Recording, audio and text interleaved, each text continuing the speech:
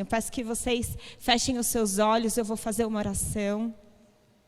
Espírito Santo de Deus, eu declaro que o senhorio está em suas mãos. Nessa noite, eu desejo que as palavras sejam derramadas pelo Senhor.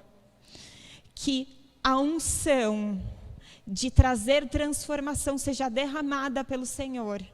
E que o nosso coração possa ser solo fértil daquilo que o Senhor vai ministrar. Nós não queremos simplesmente ouvir com os ouvidos naturais, mas nós desejamos ser tocados intimamente pelas suas palavras poderosas, que são eternas e que não voltam vazias. Que essa mensagem traga impacto no coração e nas famílias. E que sejam também fruto de honra, Senhor. Porque o Senhor é um Deus de honra. Nós te entregamos esse culto no nome de Jesus. Amém. Nessa palavra de hoje, eu vou fazer 2 paralelos. Um paralelo é do ministério de Paulo. E o quanto impacto ele causou em diversas igrejas, em diversas nações e na história. E eu quero falar também do ministério dos nossos pastores. Mas eu também quero falar um outro paralelo que diz respeito ao casamento. O texto que serviu de base para trazer o tema dessa palavra, que não vai ser uma palavra muito longa, mas eu desejo que seja profundamente poderosa para nos tocar. O texto está lá na carta de Paulo aos Colossenses, capítulo 1. E aqui eu vou ler o versículo, a partir do versículo 25. Aqui o apóstolo Paulo está falando a respeito do chamado e da missão que Deus entregou para ele. E ele diz o seguinte: me tornei ministro de acordo com a dispensação da parte de Deus que me foi confiada em favor de vocês. O que é que ele está falando? Ele está falando qual foi a mensagem que veio da parte de Deus, que fez com que ele se tornasse um ministro para aquele povo, para dar pleno cumprimento à palavra de Deus. E aqui, depois desses 2 pontos, ele mesmo diz qual é a mensagem que pode sintetizar a missão de vida dele como ministro do Evangelho. E ele diz: o mistério que esteve escondido durante séculos e gerações, mas que agora foi manifestado aos seus santos. A estes Deus quis dar a conhecer a riqueza da glória deste mistério entre os gentis, que é Cristo em vocês, a esperança da glória. A palavra de hoje eu chamei de a riqueza da glória deste mistério.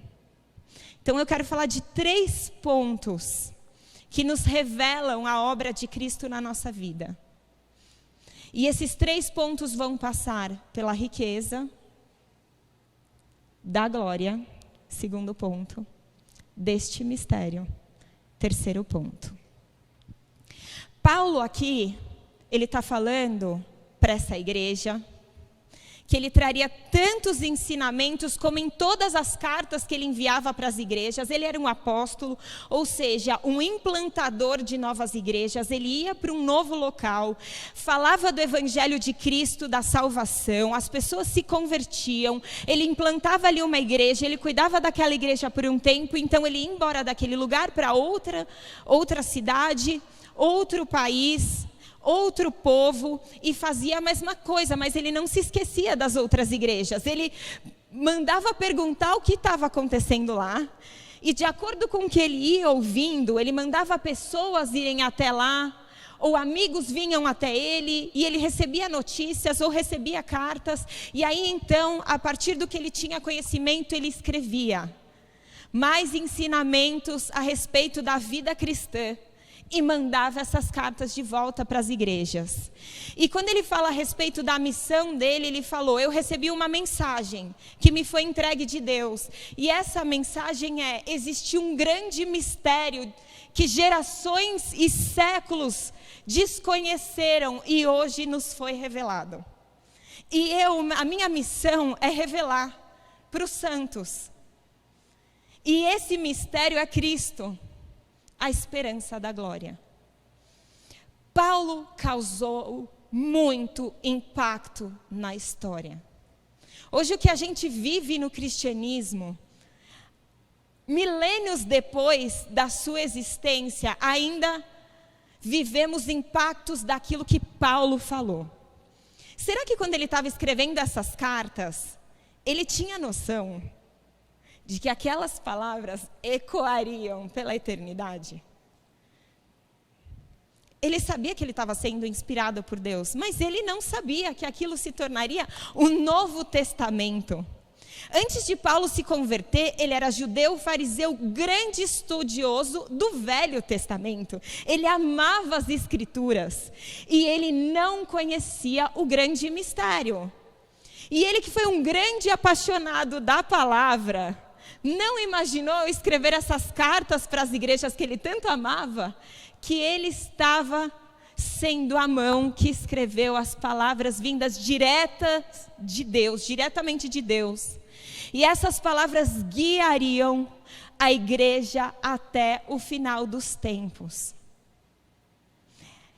Mas ele não sabia, mas ele sabia a grandeza da mensagem que ele carregava. A grandeza da mensagem que ele carregava foi o que mudou a vida dele. Isso era um grande mistério. Pensa comigo, Paulo era fariseu. A gente sabe muito bem o estilo de vida dos fariseus. Eles eram muito estudiosos, sabiam cada vírgula das leis e eram muito radicais. Eles eram muito religiosos. A maioria deles foi reprovada por Jesus, porque eles julgavam, exigiam, mas o coração estava desviado. E Paulo era um desses. E ele era tão radical, tão religioso, que ele matava os cristãos. Ele foi contemporâneo de Jesus, contemporâneo dos discípulos de Jesus, e ele discordava e matava todos os cristãos que ele podia. Mandava prender, mandava matar, até que um mistério foi revelado. O mistério que foi revelado para Paulo foi: sabe esse homem que você acha que é o maior herege de todos? Sabe os seguidores que você deseja prender e matar? Esse é o Messias do Velho Testamento. Esse é o Messias que os grandes profetas clamaram. Imagina quando ele teve um encontro com Jesus, indo para Damasco. Ele falou: não é possível, que eu estava errado. Quem é você? Jesus. Paulo, Saulo, por que você me persegue? Gente, por isso que Paulo fala: gente, existe um grande mistério a ser revelado. Estávamos errados. Jesus. E eu posso dizer que nos dias de hoje, e Paulo bem entendeu isso, porque ele diz que o mistério foi revelado para os santos. E adivinhe só, aqueles que não estavam em Cristo ainda não tinham entendido o mistério. Continuava um mistério. E pensa comigo agora, nos dias de hoje, vocês acham que esse mistério foi plenamente revelado para a humanidade? Para os santos, sim. Se eu disser para vocês que estão aqui adorando a Cristo, que Cristo é Senhor e Salvador, vocês vão falar aleluia, mas vocês já sabiam. Né? Não é que eu estou contando um segredo que vocês não sabem. E Paulo diz: essa é minha missão. Revelar o grande mistério.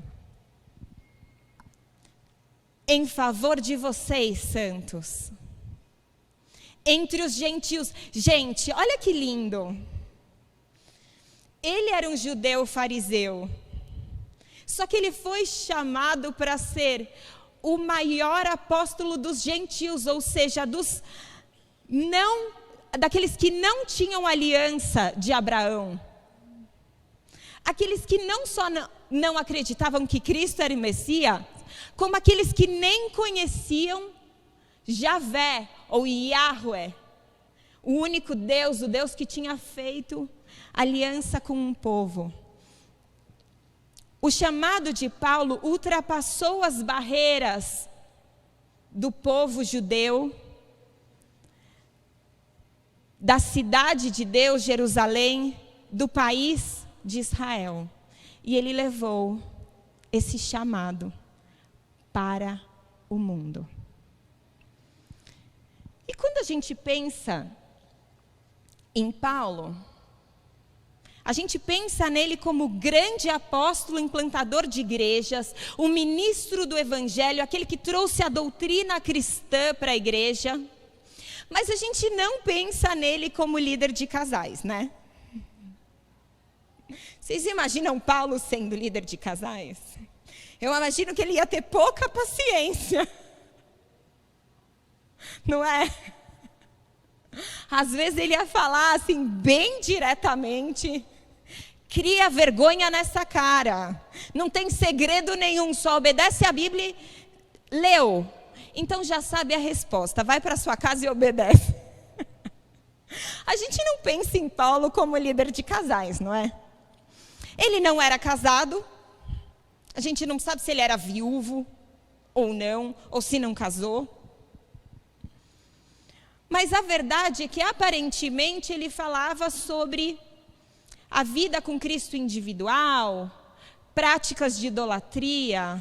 Mas eu quero dizer para vocês que muito do que a gente ensina no Ministério de Casais e muito do que foi ensinado e pregado pelos nossos pastores durante 15 anos, tem que ter muita paciência para lidar com os mesmos problemas durante 15 anos. Que vamos falar a verdade, às vezes parece que está repetindo a fita de um casal para o outro, não é? Eu tenho pouca experiência de anos de aconselhamento bíblico, mas pelo pouco que eu já aconselhei casais, a gente percebe como existem alguns pontos de relacionamento que são recorrentes na crise de muitos casais. E muito daquilo que tem sido ensinado veio do nosso pai da igreja, primeiro líder de casais, apóstolo Paulo. Como que eu vou provar para vocês que ele era um bom líder de casais? Isso está lá em Efésios, capítulo 5, a partir do versículo 21. E aqui eu quero falar que provavelmente esse texto já foi muito lido e muito ensinado nesse ministério, né, pastora? Só falta saber de cor, né?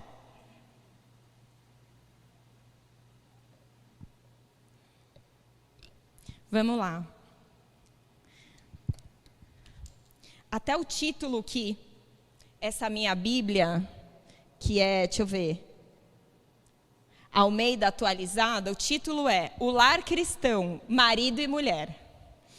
Versículo 21. Sujeitem-se uns aos outros no temor de Cristo. Esposas, que cada uma de vocês se sujeite ao seu próprio marido como ao Senhor. Porque o marido é o cabeça da esposa, como também Cristo é o cabeça da igreja, sendo ele próprio o salvador do corpo. Como, porém, a igreja está sujeita a Cristo, assim também a esposa se sujeite em tudo ao seu próprio marido.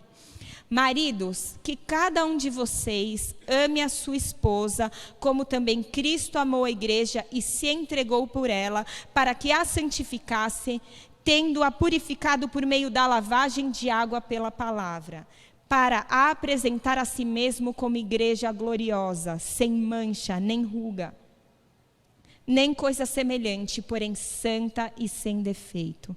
Assim também o marido deve amar a sua esposa como ama o próprio corpo. Quem ama a esposa ama a si mesmo, porque ninguém jamais odiou o seu próprio corpo. Ao contrário, o alimenta e cuida dele, como também Cristo faz com a igreja, porque somos membros do seu corpo.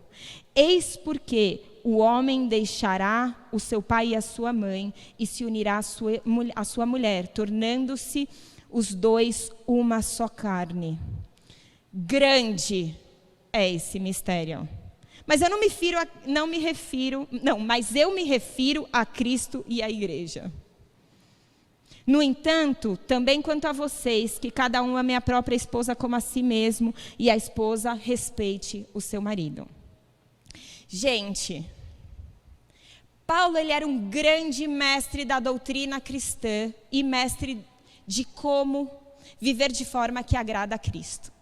Claramente, ele era muito mais entusiasta do plano de salvação do que do casamento em si, por si próprio. A gente pode até ver que ele falou, bom, se puder não casar, nem casa, que dá trabalho esse negócio. Vai viver para Jesus, vai pregar o evangelho, a gente vai tudo junto ser perseguido, uns morrem, outros não, vamos todo mundo junto, mas isso estou falando eu, não Deus, não a palavra. A gente sabe que ele era muito mais entusiasta em pregar Jesus do que fazer casamento, né?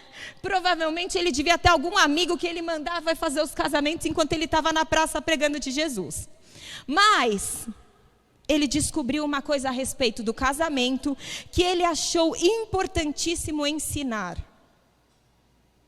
E aqui eu acho muito legal como esse texto é construído.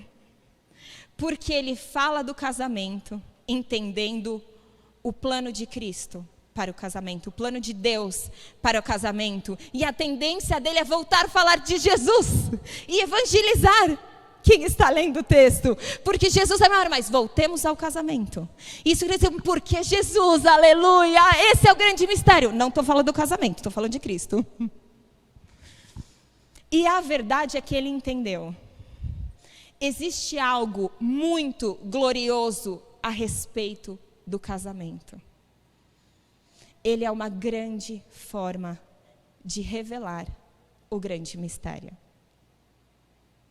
Paulo disse, existe uma forma digna de viver um casamento. E esta forma é representar aquilo que é mais importante para a humanidade. O que Deus fez para nos resgatar. E ele pega o marido e a mulher e usa como representação. E aqui não foi ideia dele, porque ele não era o maior entusiasta do casamento. Sabe quem é o maior entusiasta do casamento? Deus. Essa ideia foi dele. E de todas as ideias da criação que ele teve, muito bom foi o homem e a mulher. E que eles estivessem juntos, porque o homem sozinho não é bom. Bom é que tenha uma auxiliadora. Então Paulo, ao relatar o casamento, ele consegue ver aquilo que ele mais amava. Homem, você seja como Cristo. Entenda o seu papel. Esposa, você como a igreja. E por que vocês devem fazer isso? Porque o mundo clama que o mistério seja revelado.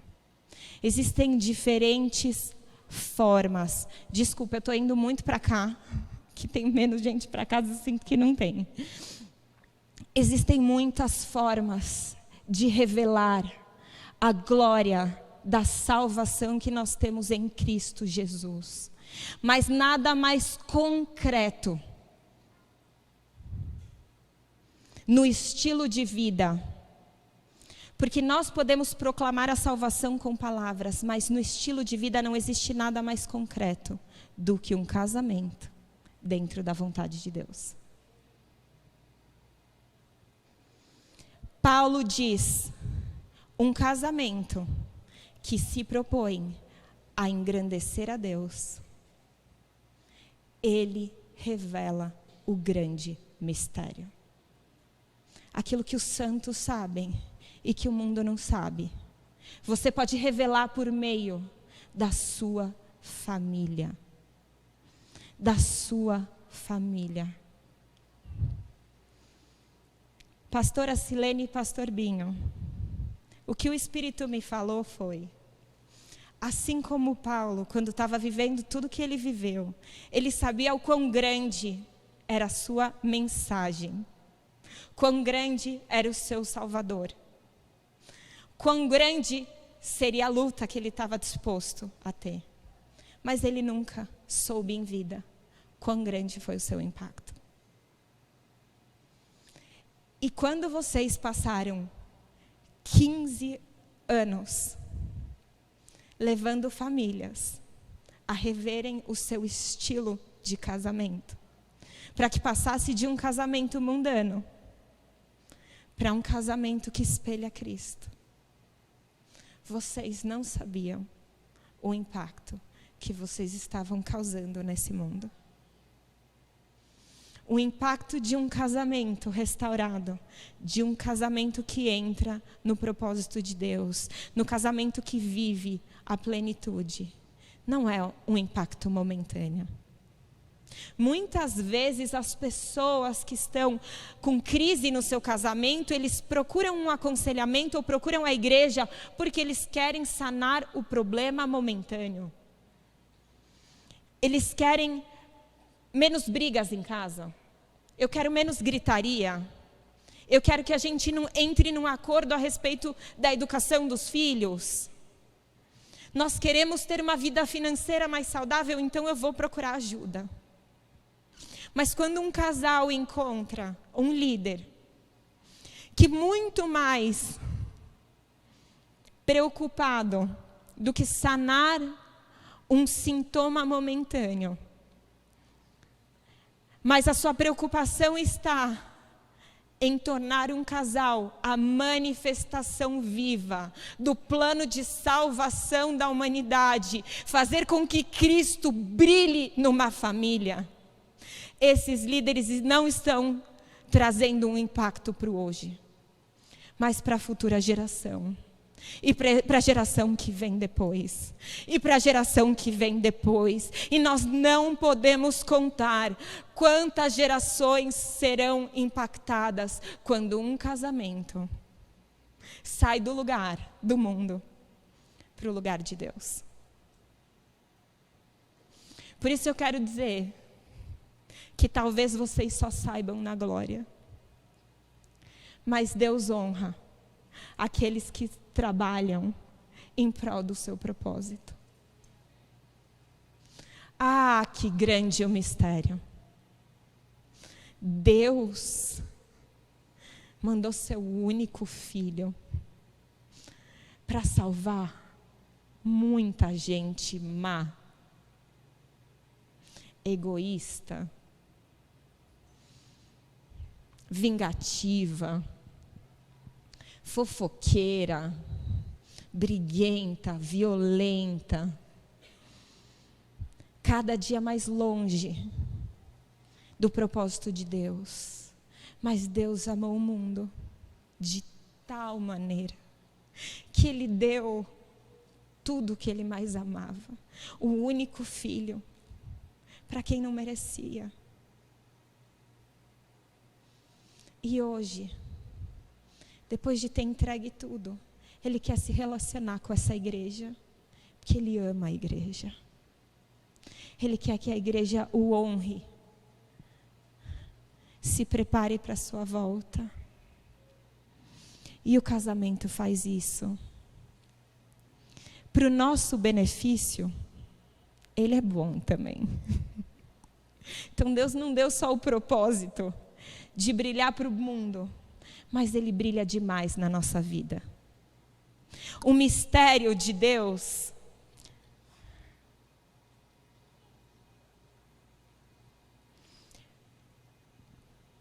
ele não vem sozinho. Não é como um conhecimento que eu não sabia e de repente eu sei. É algo que transforma completamente a vida daquele que tem essa revelação. E voltando a Colossenses 1:26, eu quero voltar, 27, desculpa, eu quero voltar quando ele diz: a estes Deus quis dar a conhecer a riqueza da glória desse mistério. A riqueza. Tanto a vida do indivíduo, que é tocado pela revelação de que Cristo, Filho de Deus, foi entregue para a nossa salvação, e essa salvação é de graça. Nós só precisamos crer. Quando nós recebemos essa revelação, nós recebemos a riqueza. Jesus disse que o inimigo veio para roubar, matar e destruir, mas ele veio para trazer vida e vida em abundância. Quando ele diz riqueza, diferente do que o mundo lê como riqueza, que é só dinheiro, aqui ele quer dizer abundância, plenitude. A vida sem Deus, independente de quem seja, ela é cheia de lacunas. Essas lacunas do ser humano são a fonte de energia para o ser humano viver para procurar preenchê-las. Mas nós, os santos, sabemos que só o grande mistério da salvação preenche. E o casamento, como paralelo perfeito daquilo que Cristo fez e do seu relacionamento com a igreja, é que o casamento também precisa trazer plenitude e abundância. E a gente sabe que nós somos humanos, nós somos falhos, temos nossos temperamentos, temos a nossa história, feridas do passado, e muitas vezes parece uma coisa tão distante. O casamento será a fonte da abundância na nossa vida, abundância de amor, de paz, de proteção, de conforto. Ele precisa espelhar a relação perfeita de Cristo com a igreja. Ele precisa representar um amor verdadeiro, um amor que se entrega. E talvez muitos casais não carreguem essa esperança. Mas a igreja precisa de homens e mulheres que se levantam para dizer: vocês precisam conhecer a esperança do casamento. A esperança do casamento tem nome, e esse nome é Jesus. Porque o casamento que caminha em direção àquilo que Cristo é capaz de fazer é um casamento que vai cada vez mais ser abundante. Às vezes eu chego em casa, a vida anda bem corrida, bastante trabalho, 2 filhos, a igreja e vida de pastor. Não tem folga, não tem horário que acaba o trabalho, né? Você chega em casa e alguém te procura porque está precisando, e é uma bênção. Mas às vezes a gente está cansado, fisicamente falando. E eu adoro chegar em casa e ter a sensação que a minha família toda está lá. E que eu estou com meu marido. Eu falo, parece que eu cheguei no meu esconderijo da felicidade. E eu vou falar para vocês que ninguém é perfeito na minha família. Cada um tem seus problemas bem peculiares de temperamento. Coisas no nosso coração, cada um de nós, né? Sou eu, o Ramon e 2 meninos, um de 10, um de 4. E todos nós temos as nossas áreas do coração que precisam ser moldadas pelo Espírito Santo. Então não nos olhem como pessoas perfeitas, mas eu posso declarar como testemunho que às vezes eu sinto que a minha família parece a manifestação de Jesus para mim.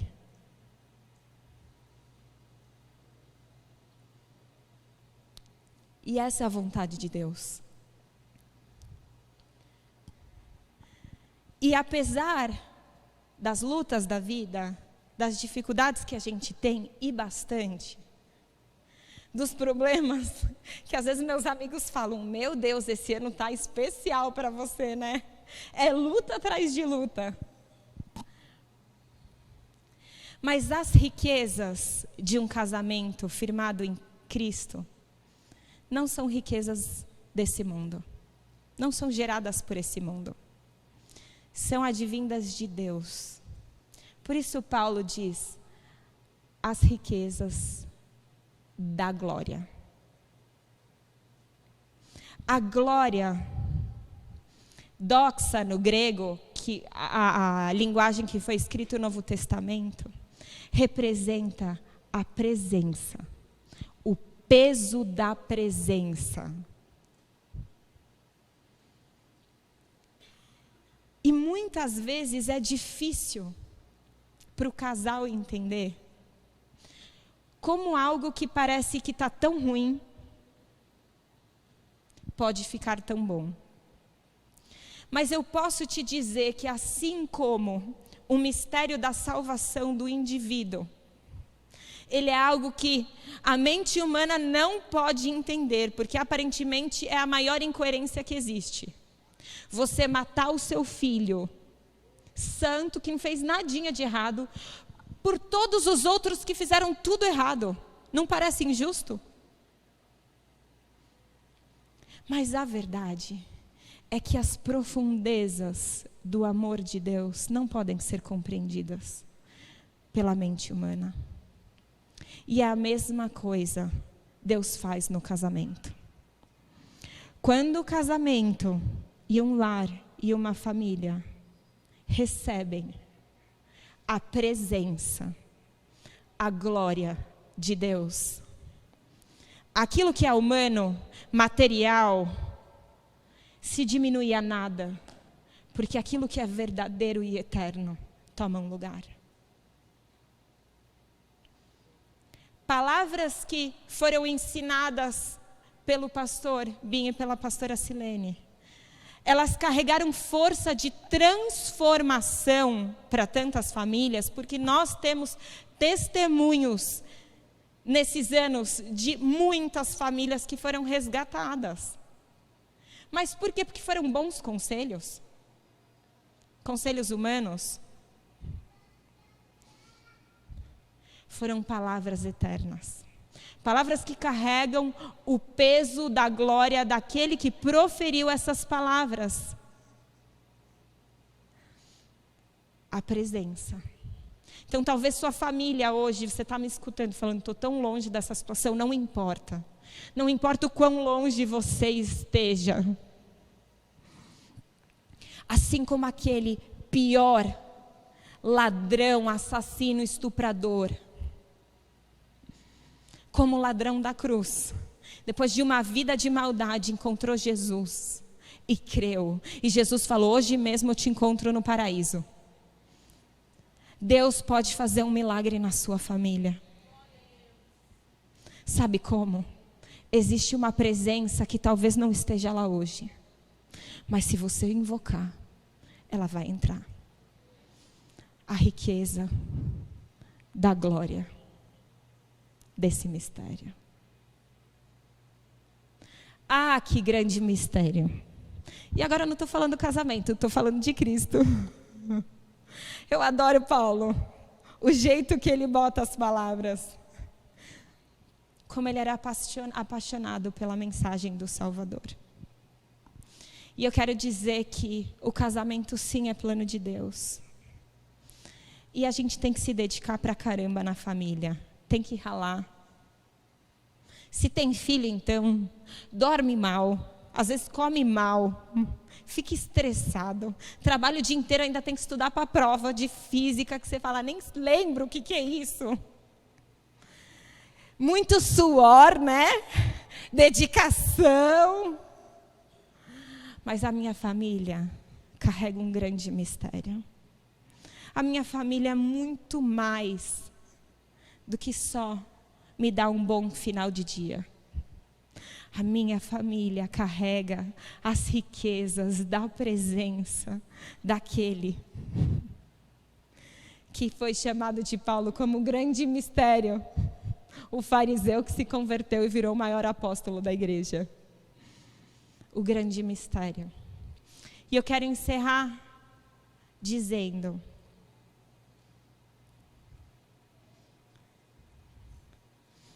que Paulo diz, pastores, a estes Deus quis dar a conhecer a riqueza da glória deste mistério entre os gentios, que é Cristo em vocês, a esperança da glória.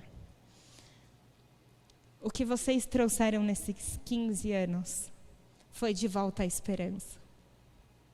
A mensagem que vocês carregaram é a mensagem de esperança que o mundo precisa. E eu gostaria de honrá-los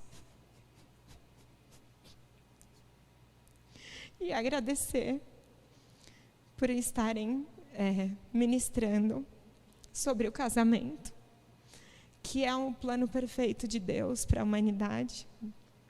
E eu agradeço por vocês estarem nesse novo tempo, onde os desafios vão ser muito grandes, mas que o mistério vai ser revelado dia a dia, trabalhando para que o mistério seja revelado. E vocês que estão aqui me ouvindo, eu quero dizer que eu não sei qual é a situação do casamento de vocês ou da família de vocês. Mas o Espírito Santo de Deus, Ele quer dizer que existe esperança. E essa esperança tem nome. E o seu nome é Jesus Cristo. E o que Ele pode fazer pelo seu casamento, você não imagina. É muito melhor. É muito melhor. E você pode sim ser feliz, ter paz, ter alegria. E acima de todas as coisas, espelhar para o mundo o que o mundo está desacreditado. Porque existe uma nova agenda da nossa geração e da nossa sociedade, onde a família é descredibilizada. Para que casar?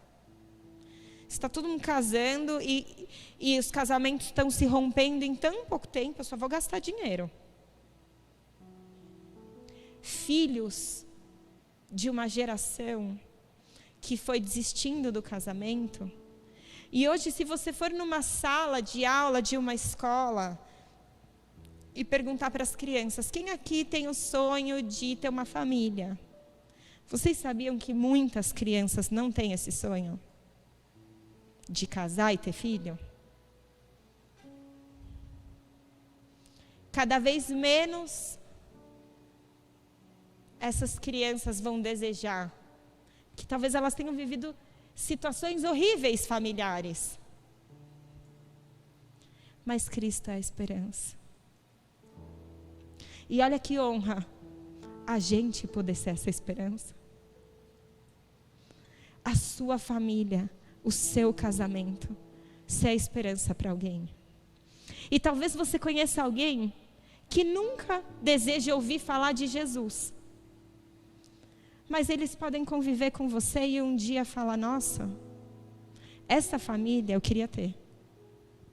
Esse casamento eu queria ter. E aí, me dá um conselho. Qual é o seu segredo? É assim que se carrega, sem palavras, esse mistério que o mundo precisa ouvir. Sendo aquilo que Deus preparou para nós. Amém? Eu vou pedir para vocês fecharem os seus olhos e eu vou fazer uma oração. Senhor Deus, nós sabemos que o Senhor ama o casamento. Nós sabemos que o Senhor ama a família. Senhor, como Satanás tem roubado o plano do Senhor para a família, matado a esperança, destruído os lares, as relações entre marido e mulher, pais e filhos. Mas o Senhor veio para nos dar vida em abundância. E o Senhor não é homem para mentir, nem filho do homem para se arrepender das suas promessas. Se o Senhor veio para nos salvar e nos dar vida em abundância, nós desejamos.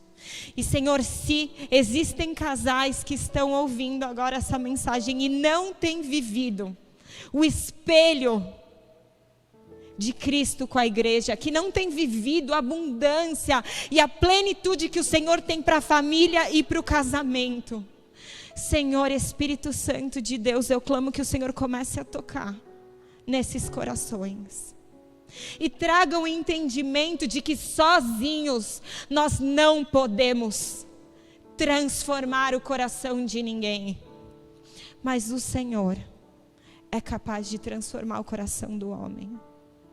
O Senhor é capaz de perdoar todos os pecados, até os mais profundos.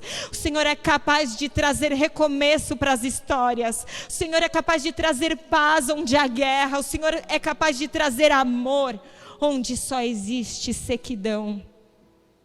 O Senhor é capaz. Jesus Cristo, o Salvador das nossas vidas e o Salvador das nossas famílias.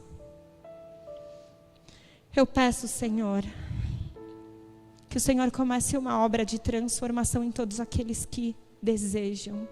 Que eles possam te buscar em espírito e em verdade, porque todo aquele que busca, achará.